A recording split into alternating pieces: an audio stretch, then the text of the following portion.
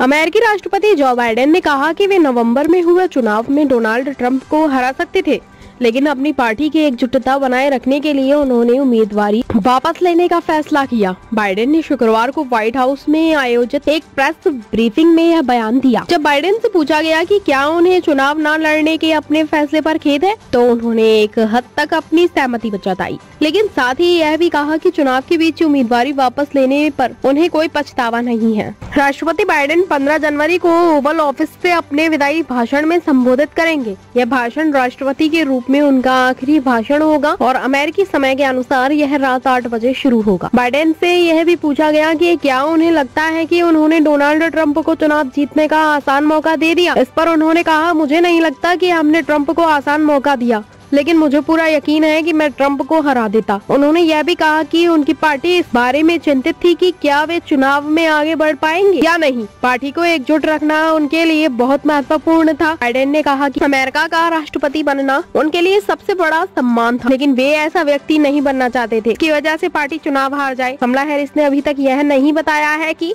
वे 2028 में होने वाले राष्ट्रपति चुनाव के लिए फिर से उम्मीदवार बनेंगी या नहीं। 1988 में हुए राष्ट्रपति चुनाव के बाद से डेमोक्रेटिक पार्टी के तौर पर कमला हैरिस को सबसे बुरी हार का सामना करना पड़ा था और उन्होंने पिछले 36 वर्षों में सबसे कम इलेक्टोरल कॉलेज वोट जीते थे। कई लोगों का मानना है कि यदि वे फिर से चुनाव लड़ने का फैसला करती है तो उन्हें 2028 के डेमोक्रेटिक पार्टी के नामांकन के लिए कड़ी चुनौती का सामना करना पड़ सकता है।